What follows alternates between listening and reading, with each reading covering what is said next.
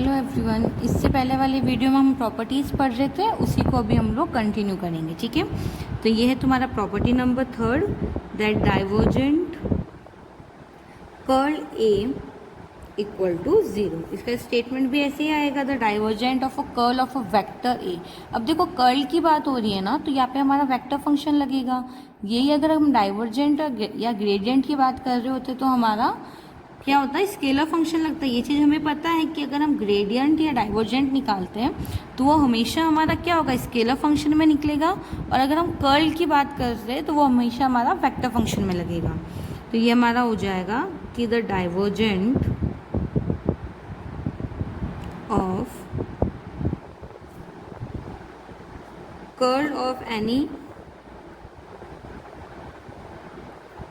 Vector is 0। Clear है अब तक?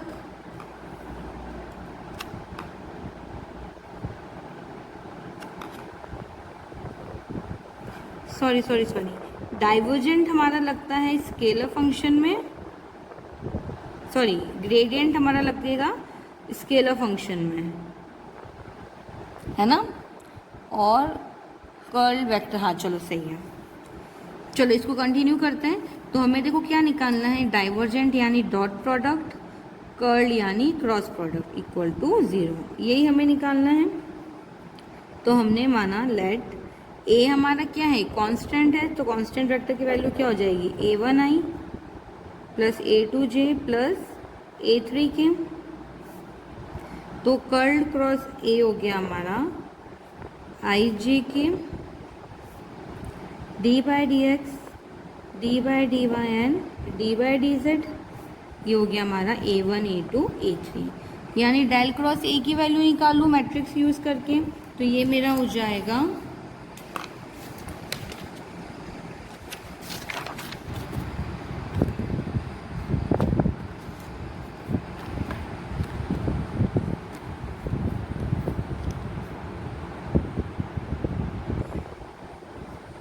मैट्रिक्स सॉल्व किया इसमें, है ना मैंने, that is I D a1 by D z minus D a3 by D x J plus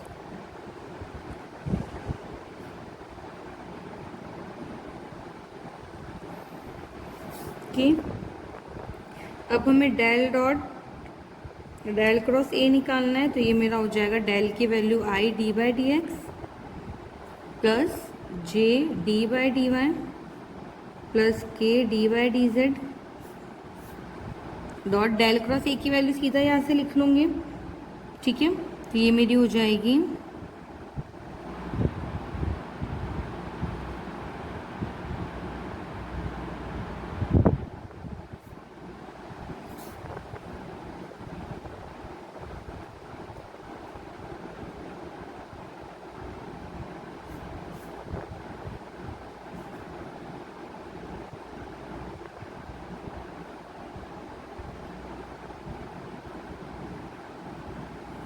clear है यहाँ तक?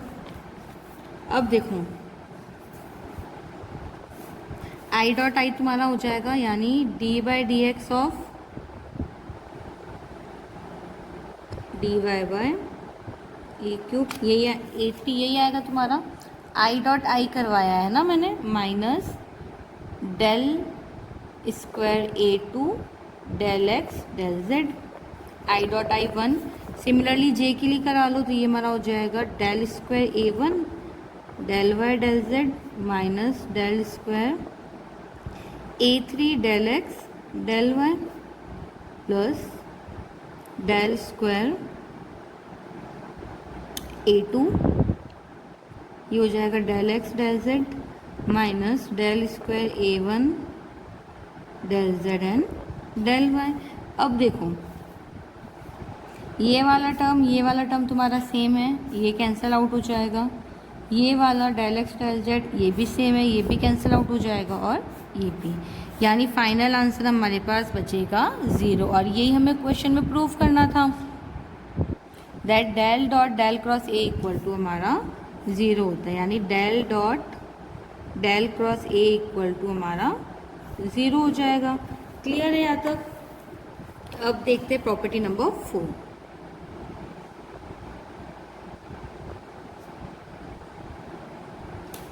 कि कर्ल ऑफ कर्ल ए है ना, यानी curl of curl A equal to gradient of divergent A minus summation del square A upon del x square.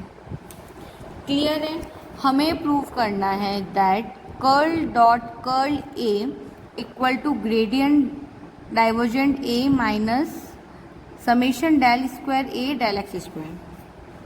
ठीक है, तो ये मेरा हो जाएगा।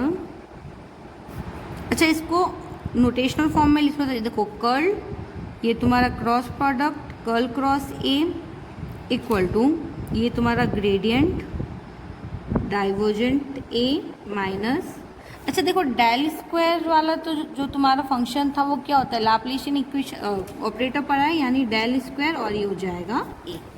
हमें ये प्रूव करना है। तो सबसे पहले हमने क्या माना, that let A equal to हमारा है a1i plus a2j plus a3k। Again del cross A निकाल लो। सबसे पहले देखो डेल क्रॉस ए निकालना है ना, तो डेल क्रॉस ए की वैल्यू अभी हमने प्रीवियस क्वेश्चन में निकाली है, इसी ऊपर वाले जो हमने किया था, ये देखो ये निकाली थी हमने डेल क्रॉस ए की वैल्यू। तो यहाँ तक एक बार वापस लिख लेना, मैं यहाँ से डायरेक्ट लिख रही हूँ, अगर तुम सॉल्व करोगे अपनी नोटबुक में तो वापस उसको एक बार सॉल्व कर लेना, सेम तरीका है, मैं यहाँ से डायरेक्ट वैल्यू पुटअप कर रही हूँ। तो ये मेरा हो जाएगा del A cube del y A two z i plus del A one del Z minus del A three del x G plus del A two del x minus del A one del y की। ये हमारा del cross ए आ गया। ठीक है, यहाँ तक question हमारा solve हो गया। अब हमें इसका वापस कर्ल निकालना एक बार, है ना, यानी हमें क्या फाइंड आउट करना है, कर्ल ऑफ कर्ल क्रॉस ए। तो ये मेरा हो जाएगा आई जे के, देखो डेल है यानी ये हमारा क्या हो जाएगा, d by D x d by D y and d by D z. And इसमें देखो ये तुम्हारा क्या हो जाएगा, एक्स वाई जेड कंपोनेंट है, इसको लिख लो, ये हो जाएगा del A three upon del Y minus del A two by del Z. J component के लिए हो जाएगा del A one upon del Z minus del A three upon del X, ये हो जाएगा del A two upon del x minus del A one upon del Y. Clear है यहाँ तक? अब हम इसको सॉल्व कर लें। देखो मैट्रिक्स सॉल्व करना है, क्योंकि टर्म बड़ी है इसलिए मैं डायरेक्ट इसमें समेशन लगा रही हूँ। ठीक है, तो ये मेरा हो जाएगा summation i D by D Y of d A two upon d x minus d A one upon d y minus d by D Z of d A one upon d z minus d A three upon d x. Clear है यहाँ तक? अब हम simply क्या करें, इसमें differentiation कर ले अंदर, तो ये मेरा हो जाएगा summation I del square A two upon del X del Y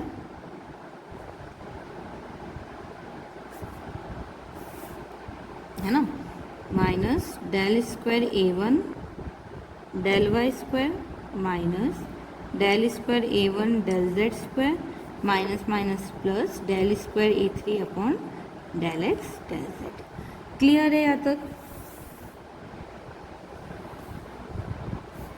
अब हम क्या करेंगे, इस वाले टर्म को इस वाले टर्म का एक ब्रैकेट बना लूँ और इस वाले टर्म का इस वाले टर्म का एक ब्रैकेट बना लेते हैं।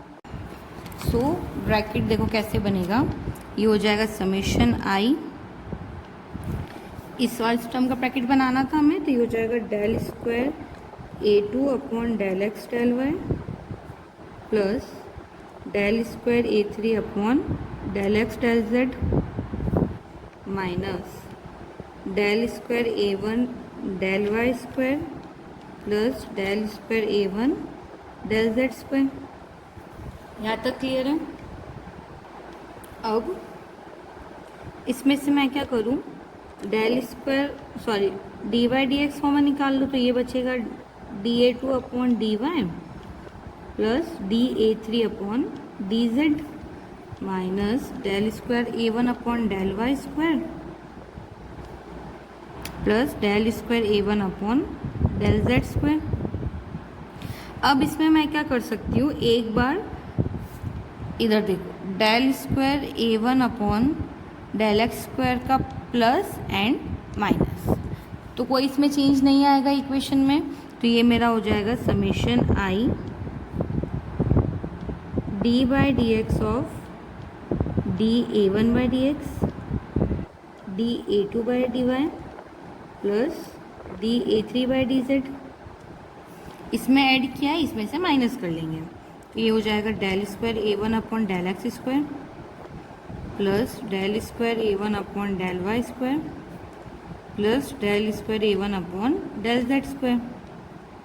इधर ऐड किया, इधर ब्रैकेट में से वापस माइनस हो जाएगा, तो देखो ये मेरा बन गया summation i D by D x. ये वाली पूरी देखो किसकी वैल्यू है, डेल डॉट ए की वैल्यू है मेरी, भाई डेल डॉट ए की वैल्यू होगी ना मेरी, ये वाली, ये जो है ये मेरी डेल डॉट ए की वैल्यू हो जाएगी। देखो डेल डॉट ए अगर रफ में निकाल के देखोगे वापस मेरे पास यही टर्म आएगा, माइनस ये देखो स्क्वायर वाला है, स्क्वायर वाला मैंने बताया था लाप्लेसियन ऑपरेटर में रखता है, यानी डेल स्क्वायर A1। क्लियर है यहाँ तक? अब देखो summation i D by D x of del dot A minus del square summation A1 i, भाई आई अंदर मैंने मल्टीप्लाई करा दिया। अब देखो तुम्हें पता है आई डी एक्स वाला टर्म किस में होता है, ये तो अच्छा इसका समेशन एक बार ओपन करते हैं ना, डिटेल में करते हैं इसको। ये हो जाएगा del dot A plus J D by D Y of del dot A plus K D by D Z of del dot A minus del square summation खोलोगे तो ये हो जाएगा A1 आई प्लस A2 जे प्लस A3 के। इन तीनों term में से क्या कर सकते हो, डेल डॉट ए बार निकाल लो, तो क्या बचेगा तुम्हारे पास I D by D X plus J D by D Y plus K D by D Z del dot A minus del square, ये किसकी वैल्यू हमारी ए की वैल्यू होती है, कांस्टेंट वेक्टर जो हमने अज्यूम किया था, और ये हमारी वैल्यू होती है डेल की, तो ये हो गया देखो del dot A minus del square A, और यही हमें प्रूव करना था that LHS is equal to RHS। यहाँ पे हमारी ये प्रॉपर्टी प्रूव हो जाती है। क्लियर है यहाँ तक? ये कुछ प्रॉपर्टीज थी, ठीक है। अब हम इससे रिलेटेड कुछ क्वेश्चंस करते हैं। सो एग्जाम्पल नंबर फर्स्ट, तुम्हें बोला है that A and B are two constant vector, that if A and B are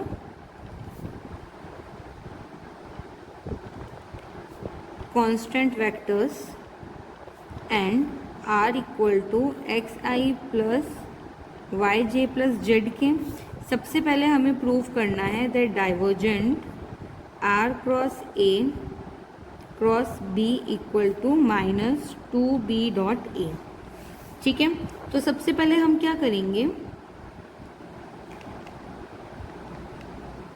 identity number 3 लगा लो। अभी हमने पढ़ी थी आइडेंटिटी नंबर 3, वो क्या थी हमारी, ये देखो आइडेंटिटी नंबर 3 पढ़ी थी हमने, that divergent of curl A, ये वाला पढ़ा था, डाइवर्जेंट ऑफ कर्ल,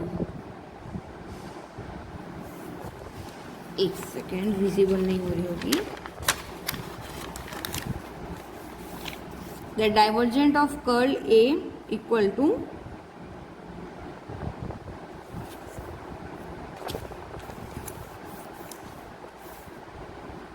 एक सेकेंड, चलो इसको एक बार करके दिखा देते हैं, ऐसा समझ नहीं आएगा। ये तुम्हारा हो जाएगा LHS ले लो, that divergence of R cross A cross B, ये तुम्हारा हो जाएगा B curled R cross A minus R cross A curled B। Note करो,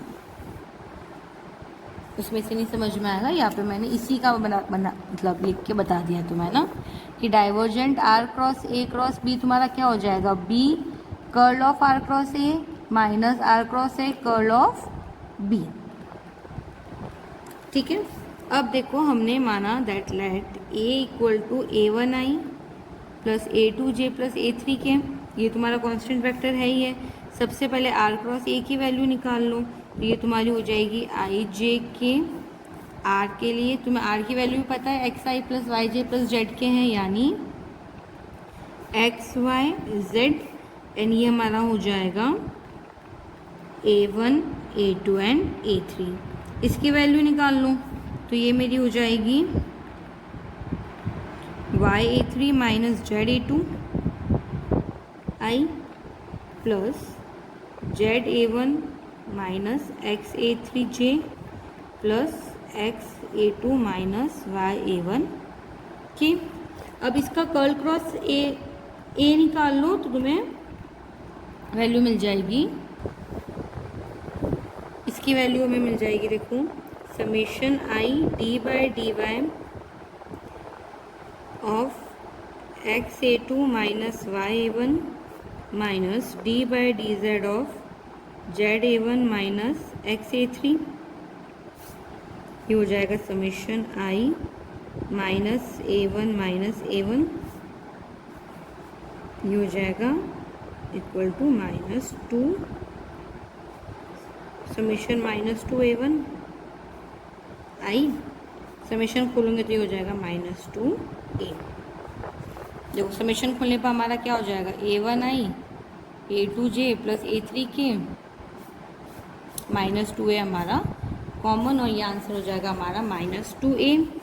अब सारी ही वैल्यू जो मैंने इसमें लिखी थी आइडेंटिटी तुम्हारी, ये वाली जो तुम्हारी थी, जो हमने इसका एक्सपेंडेड फॉर्म लिखा था आइडेंटिटी यूज़ करके, उसमें वैल्यू पुट कर लो, तो ये मेरा हो जाएगा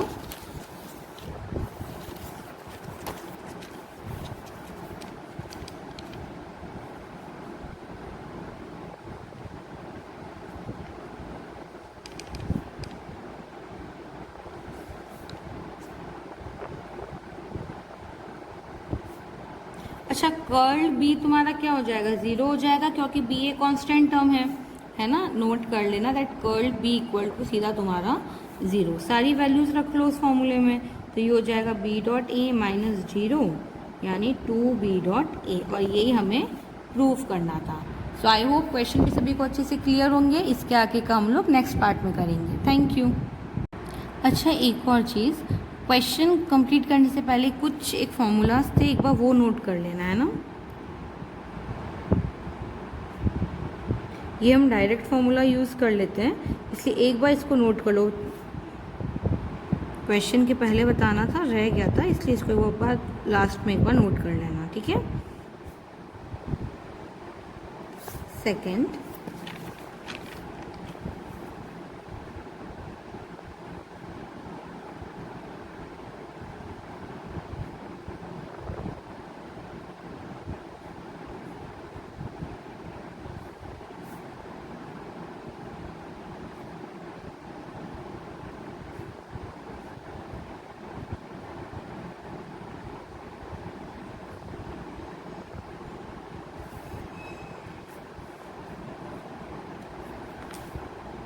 एक है तुम्हारा del dot F R equal to F double dash R, यानी double differentiation plus 2/r F dash R. ये कई बार क्या होता है डायरेक्टली भी हम लोग यूज़ कर लेते हैं, इसलिए एक बार इसको दिमाग में रखना ज़रूरी है। अच्छा देखो, फाई और साई तुम्हारे दो इंडिविजुअल फंक्शन है ना, तो ये तुम्हारा क्या हो जाएगा, phi del square psi plus 2 del phi dot del Sai.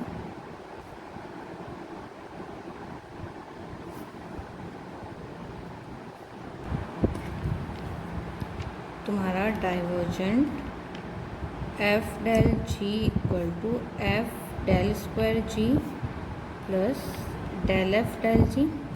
ठीक है, और अगर मुझे आगे मिलेंगी तो मैं नेक्स्ट वीडियो में तुम्हें इसके बारे में और फॉर्मूलाज अगर मुझे मिलते तो मैं बताती हूँ। ठीक है, सो इसके नेक्स्ट पार्ट और इसके आगे वाले क्वेश्चन हम लोग अगले वाले लेक्चर्स में करेंगे। तब तक इसके एक्सरसाइज के क्वेश्चन जो है वो एक बार ट्राई करना, सिंपल है, हो जाएंगे तुम लोगों से, है ना। चलो, thank you so much, bye.